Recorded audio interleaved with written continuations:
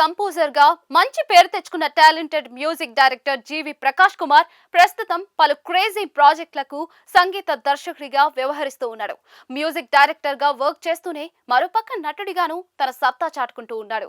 Music director గా జీవి చేతిలో శివ కార్తికేయన్ పరాశక్తి, సూరి మందాడితో పాటు సూర్య 46, Dhanush 54, Dulquer 41 projects, Ajay Bhupathi crazy movies ఉన్నాయి.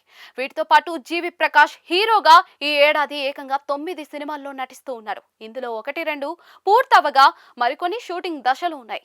మరికొన్ని రిలీజ్ కు రెడీ అవుతూ పోస్ట్ ప్రొడక్షన్ స్టేజ్ కి చేరుకున్నాయి. అందులో హ్యాపీ రాజ్ రిలీజ్ కు రెడీ అవుతుంది.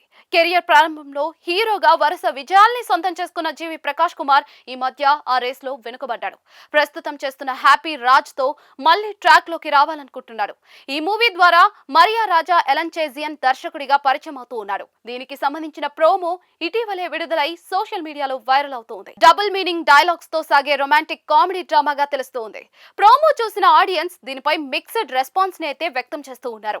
కొంతమంది యూత్ కి కావాల్సిన ఫన్ ఉందంటే మరికొంతమంది మాత్రం డబుల్ మీనింగ్ డైలాగ్స్ అభ్యంతరకరంగా ఉన్నాయని కామెంట్లు చేస్తూ ఉన్నారు. కొంతమంది మాత్రం జీవి ప్రకాష్ కుమార్ మళ్ళీ తన పాత స్టైల్లోకి వచ్చేశాడని, గతంలో చేసిన double meaning movie Trisha, Ileana, Nayanthara మూవీని గుర్తు చేస్తోందని అంటూ ఉన్నారు. హ్యాపీ రాజా యూత్ఫుల్ ఎలిమెంట్స్ తో సాగే అడల్ట్ కామెడీ ఎంటర్టైనర్. ఈ మూవీతో దర్శకుడిగా పరిచయం అవుతున్న రాజా ఎలంచేజియన్ ఇంతకు ముందు talented director come actor Pradeep Ranganathan వద్ద డైరెక్షన్ టీమ్ లో వర్క్ చేశారట.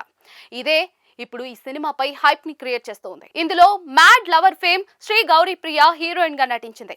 ఇక కథని మలుపు తిప్పే క్యారెక్టర్ లో ఒకప్పటి lover boy Premadesam hero Abbas ఈ సినిమాతో రీ ఎంట్రీ ఇస్తూ ఉన్నారు. ఇందులో తను హీరోయిన్ ఫాదర్ గా కనిపించబోతూ ఉన్నారు.